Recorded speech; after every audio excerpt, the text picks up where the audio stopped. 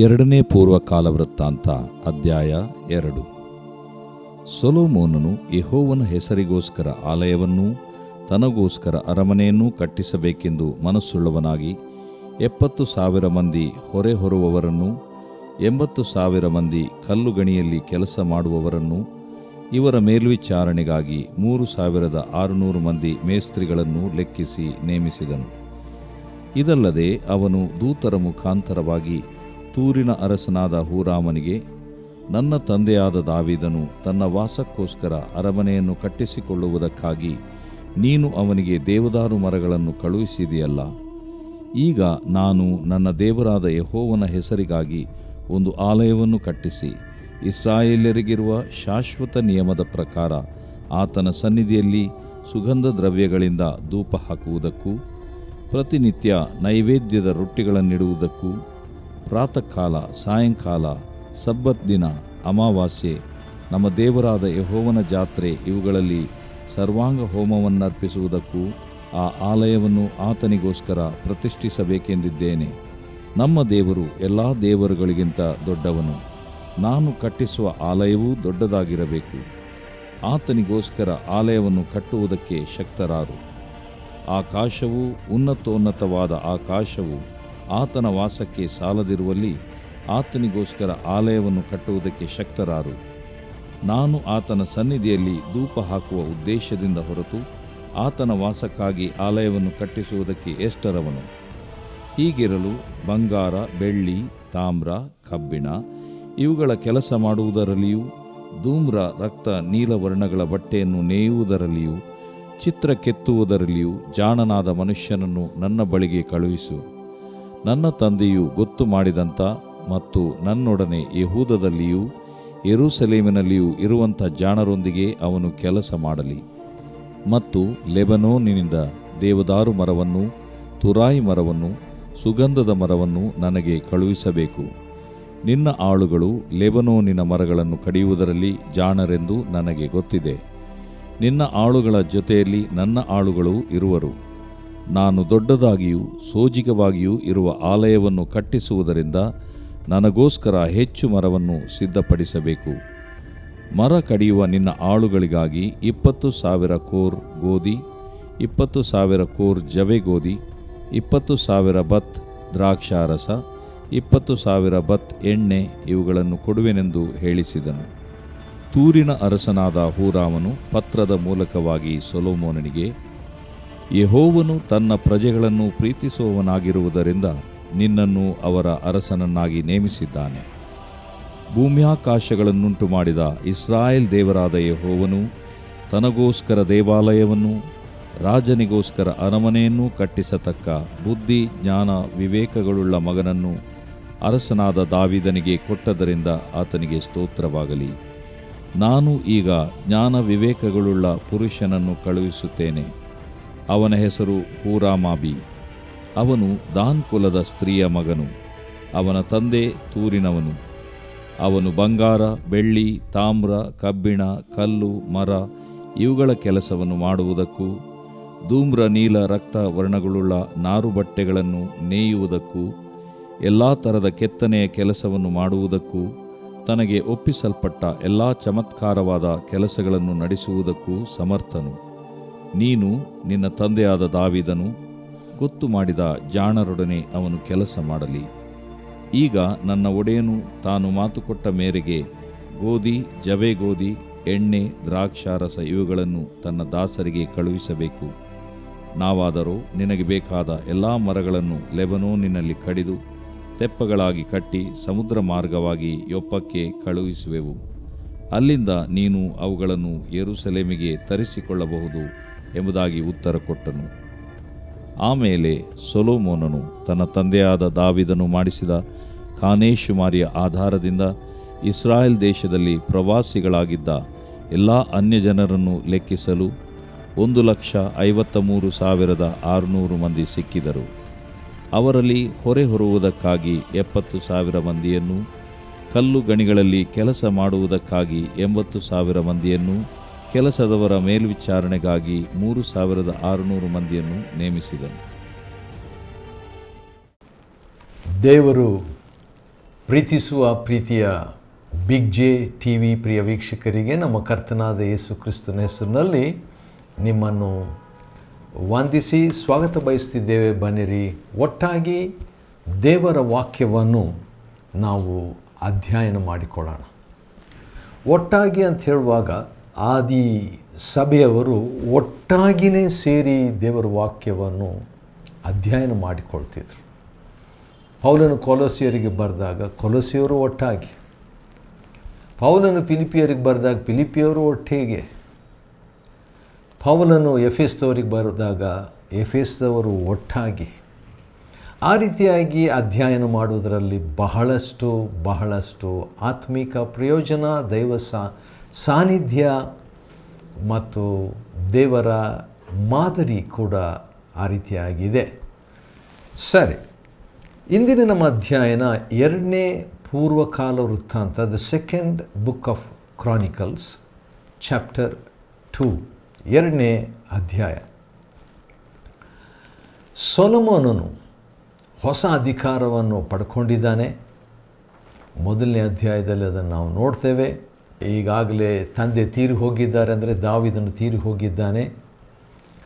ಹೊಸ ಒಂದು ಜವಾಬ್ದಾರಿಕೆ, ಹೊಸ ಯುವರಾಜನು ಈಗ ಅರಸನಾಗಿ ದೊಡ್ಡ ಒಂದು ಸಮೂಹ ಇಸ್ರಾಯೇಲ್ರು, ಯಹೂದ್ಯರು ಅವರ ಮೇಲೆ ಅಧಿಕಾರಿಯನ್ನಾಗಿ ಇವನು ಪಡ್ಕೊಂಡಿದ್ದಾನೆ ಆ ಹೊಸ ಜವಾಬ್ದಾರಿಕೆ. ಅಂಥ ವೇಳೆಯಲ್ಲಿ ಭಯ ಇದ್ದಿರ್ಬೋದು, ಅನಿರೀಕ್ಷಿತವಾದಂಥ ಮುಂದೆ ಏನಾಗ್ತದೆ ಎಂಬ ಪ್ರಶ್ನೆ ಇದ್ದಿರ್ಬೋದು, ಆ ಸಂದರ್ಭದಲ್ಲಿ ಸ್ವಲ್ಪ ಸಂಕೋಚ ಇದ್ದಿರ್ಬೋದು.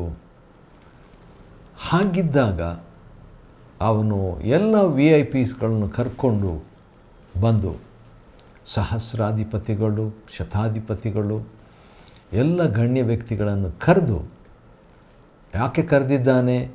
ಯಾಕಂತೇಳಿದರೆ ಆ ಗಿಬ್ಯೋನ್ ಎಂಬ ಬೆಟ್ಟಕ್ಕೆ, ಗಿಬ್ಯೋನ್ ಅಂತೇಳಿದ್ರೆ ಪರ್ವತ, ಗುಡ್ಡ ಅಂತ ಹೇಳ್ಬಿಟ್ರು, ಅಂಥ ಕಡೆಗೆ ಹೋದಾಗ ಅಲ್ಲಿ ಒಂದು ಪೂಜಾ ಸ್ಥಳ ಅಥವಾ ಒಂದು ಉನ್ನತ ಸ್ಥಳ ಅಲ್ಲಿತ್ತು.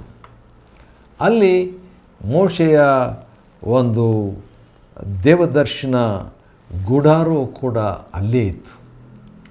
ಅಲ್ಲಿಗೆ ಇಡೀ ರಾಷ್ಟ್ರ ನಾಯಕರನ್ನೇ ಅಲ್ಲಿ ಸೊಲೊಮೋನ್ ಕರ್ಕೊಂಡು ಹೋಗಿ ಅಲ್ಲಿದ್ದಂಥ ಒಂದು ತಾಮ್ರ ವೇದಿಕೆಯ ಮೇಲೆ ಸರ್ವಾಂಗ ಹೋಮವನ್ನು ಸಮರ್ಪಿಸ್ತಾನೆ. ಆ ರೀತಿಯಾಗಿ ಅವನು ಮಾಡಿದ್ದು ಮೊದಲನೇ ಬಾರಿಯಾಗಿತ್ತು. ಜವಾಬ್ದಾರಿಕೆ ಹೊತ್ಕೊಂಡ ಮೇಲೆ ಅದು ಏನು ತೋರಿಸ್ತದೆ, ನಾವು ಏನೇ ಜವಾಬ್ದಾರಿಕೆಯನ್ನು ಹೊತ್ತಿದಾಗ ಮೊದಲನೆಯದು ದೇವರಿಗೆ ನಾವು ಕೃತಜ್ಞತೆಯನ್ನು, ಸ್ತೋತ್ರವನ್ನು, ಸ್ತುತಿಯನ್ನು ನಮ್ಮದೇ ಆದ ರೀತಿಯಲ್ಲಿ ಸಮರ್ಪಿಸಬೇಕು. ಯಾಕಂದರೆ ಒಂದು ವಾಕ್ಯ ನನಗೆ ನೆನಪಿಗೆ ಬರ್ತಿದೆ. ಅದು ಯೋಹಾನನು ಬರೆದ ಸುವಾರ್ತೆಯಲ್ಲಿರುವಂಥ ಒಂದು ವಾಕ್ಯ, 3ನೇ ಅಧ್ಯಾಯ. ಒಳ್ಳೆಯ ಒಂದು ಮಾತು. ಈ ಒಂದು ಅಧ್ಯಯನಕ್ಕೆ ಸಂಬಂಧಿಸಿದಂಥ ಒಂದು ಸತ್ಯ ಅಲ್ಲಿ ನಾವು ನೋಡಿಕೊಳ್ಬೋದು. 3ನೇ ಅಧ್ಯಾಯದ 27ನೇ ವಚನದಲ್ಲಿ ಈ ರೀತಿಯಾಗಿದೆ. ಜಾನ್ಸ್ ಗಾಸ್ಪಲ್ ಚಾಪ್ಟರ್ 3 ವರ್ಸ್ 27, ಪರಲೋಕದಿಂದ ಅನುಗ್ರಹಿಸೋಣವಾದದ್ದನ್ನೇ ಹೊರತು ಮನುಷ್ಯನು ಹೆಚ್ಚೇನು ಹೊಂದಲಾರನು. ವಾವ್, ಎಂಥ ಗಂಭೀರವಾದಂಥ ಒಂದು ಮಾತು. ಪರಲೋಕದಿಂದ ಅನುಗ್ರಹಿಸೋಣವಾದದ್ದನ್ನೇ ಹೊರತು ಮನುಷ್ಯನು ಯಾವುದನ್ನು ಹೊಂದಲಾರನು. ಅಂದರೆ ದೇವರು ಕೊಟ್ಟರೆ ಮಾತ್ರ ನಮಗೆ ಲಭ್ಯ. ಒಂದು ವೇಳೆ ಕೊಟ್ಟ ದೇವರನ್ನು ಆ ಪಡ್ಕೊಂಡ ವ್ಯಕ್ತಿ ನೆನಪು ಮಾಡಿಕೊಳ್ಳದೆ, ಕೃತಜ್ಞತೆ ಇಲ್ಲದೆ ಹೋಗ್ಬೋದು. ಆದರೂ ಕೂಡ ದೇವರು ಕೊಡದೆ ನಾವು ಏನು ಹೊಂದಿಕೊಳ್ಳಲಿಕ್ಕೆ ಸಾಧ್ಯವಿಲ್ಲ ಎಂಬ ಮಾತು ಇಲ್ಲಿ ಕೂಡ. ಈ ಒಂದು ದೊಡ್ಡ ಜವಾಬ್ದಾರಿಕೆಯನ್ನು ದೇವರೇ ಈ ಸೊಲೊಮೋನನಿಗೆ ಕೊಟ್ಟಿದ್ದನು. ಅದಕ್ಕಿಂತ ಮುಂಚಿತವಾಗಿಯೇ ಅದರ ಬಗ್ಗೆ ಪ್ರವಾದನೆ ಅವನಿಗೆ ಬಂದಿತ್ತು ದೇವರಿಂದ.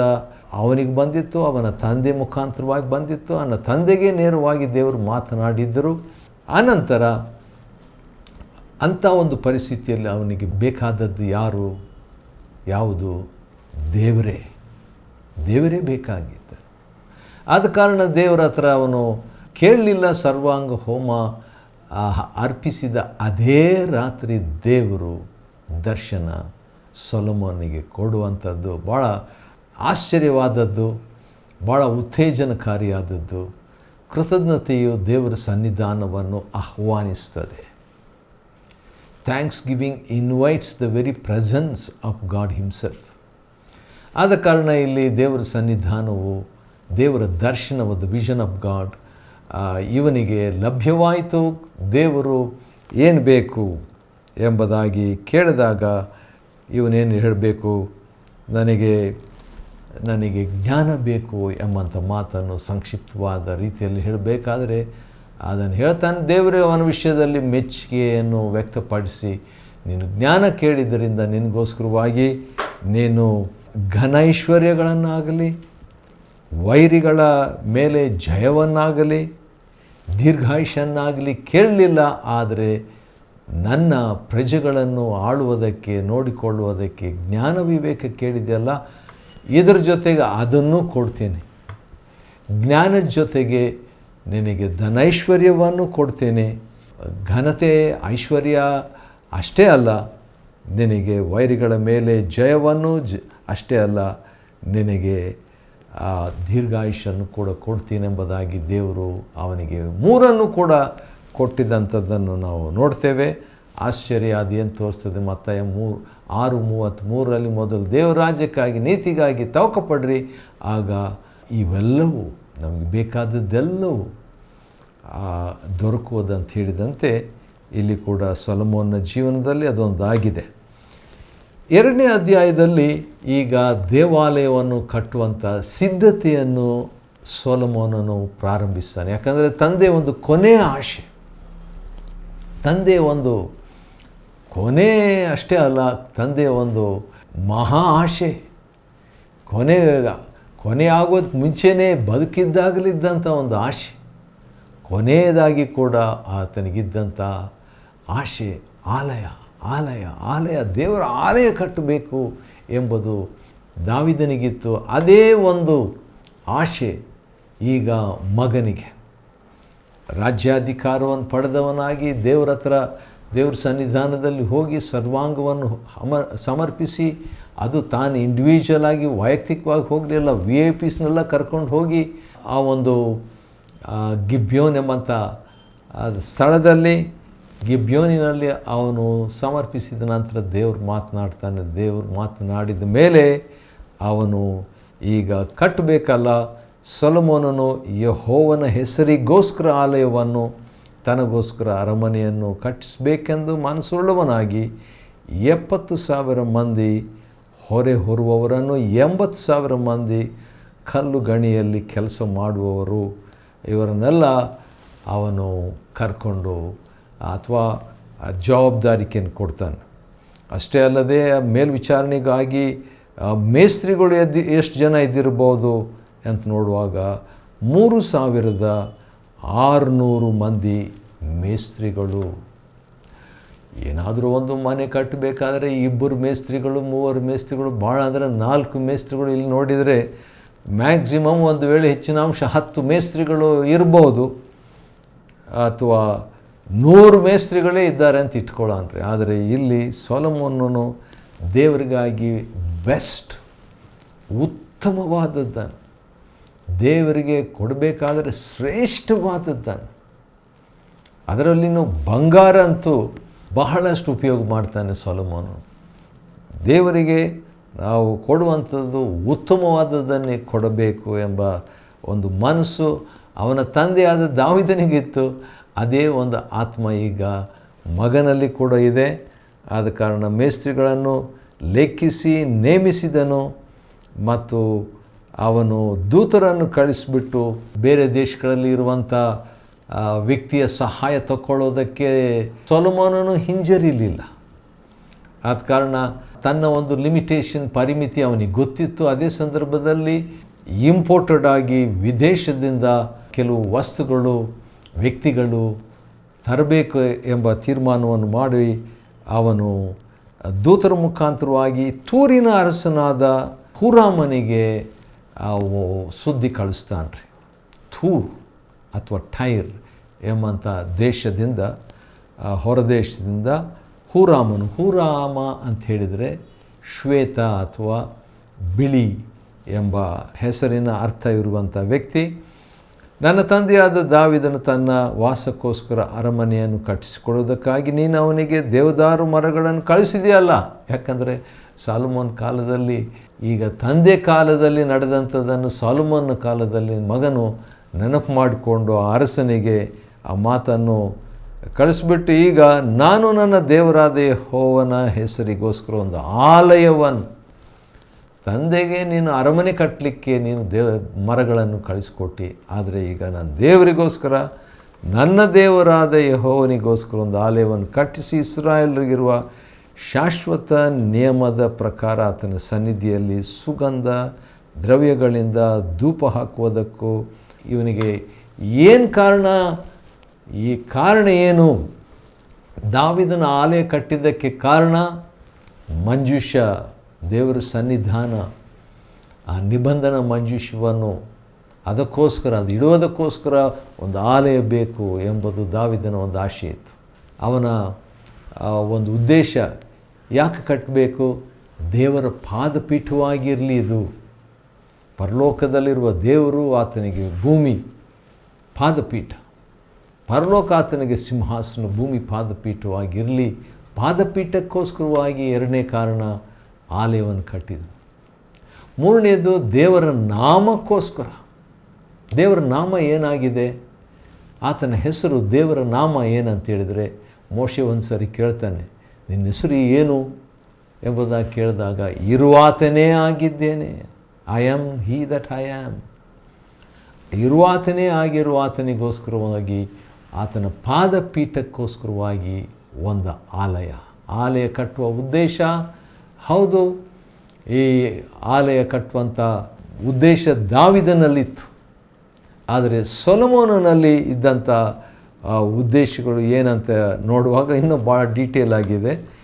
2ನೇ ಪೂರ್ವಕಾಲವೃತ್ತಾಂತ 2ನೇ ಅಧ್ಯಾಯದ 4ನೇ ವಚನದ ಮಧ್ಯಭಾಗದಲ್ಲಿ ನಾವು ನೋಡುವಾಗ, ಆತನಿಗೆ ಧೂಪ ಹಾಕಲಿಕ್ಕೆ ಪ್ರತಿನಿತ್ಯ ನೈವೇದ್ಯ ರೊಟ್ಟಿಗಳನ್ನು ಪ್ರಾತಃಕಾಲ, ಸಾಯಂಕಾಲ, ಸಬ್ಬತ್ ದಿನ, ಅಮಾವಾಸ್ಯೆ, ದೇವರಾದ ಯೆಹೋವನ ಜಾತ್ರೆ ಮತ್ತು ಇವುಗಳಲ್ಲಿ ಸರ್ವಾಂಗ ಹೋಮ ಅರ್ಪಿಸೋದಕ್ಕೆ ಒಂದು ಆಲಯ ಬೇಕು ಎಂಬುದಾಗಿ, ಆ ಆಲಯವನ್ನು ಆತನಿಗೋಸ್ಕರ ಪ್ರತಿಷ್ಠಿಸಬೇಕೆಂದಿದ್ದೇನೆ.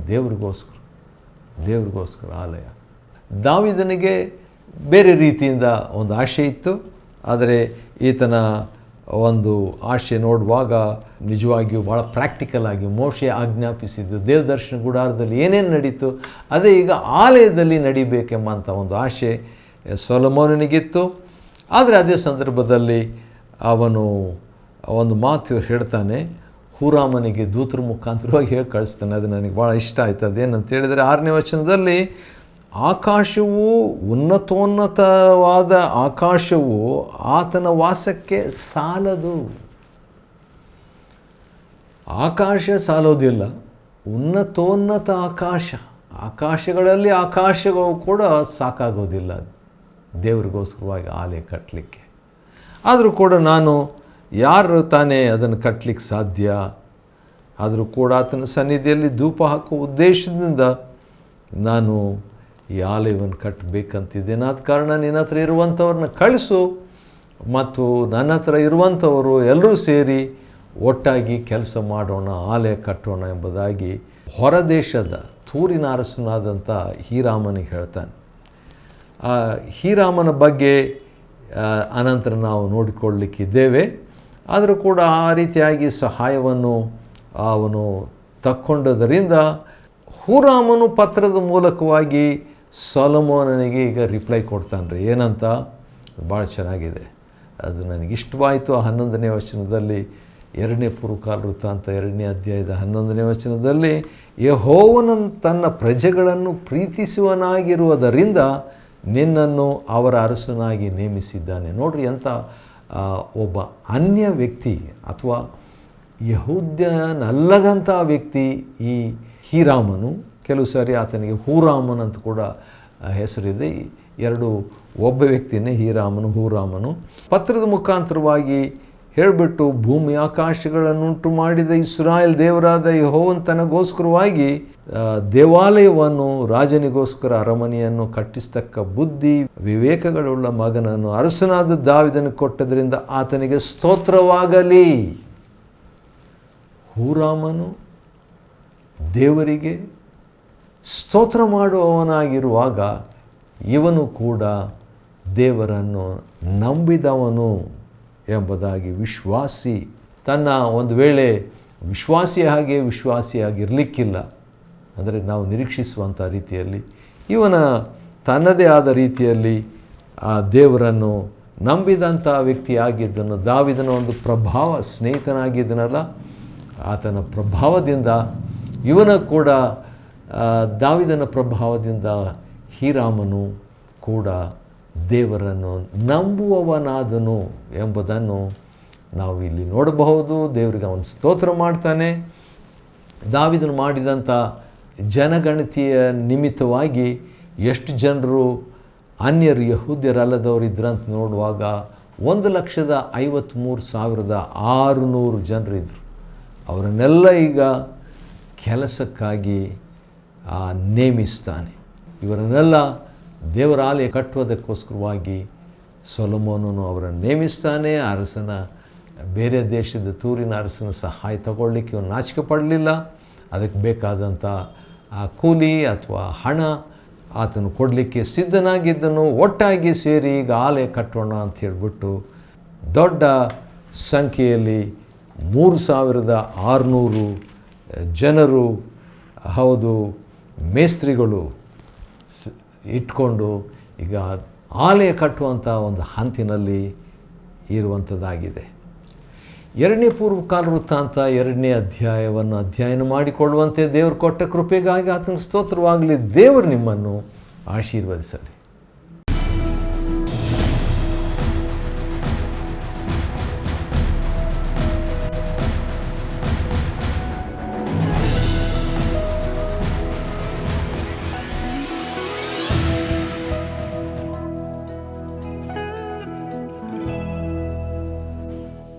Chapter 2. And Solomon determined to build an house for the name of the Lord, and an house for his kingdom. And Solomon told out 70,000 men to bear burdens, and 80,000 to hew in the mountain, and 3,600 to oversee them. And Solomon sent to Huram the king of Tyre, saying, As thou didst deal with David my father, and didst send him cedars to build him an house to dwell therein, even so deal with me.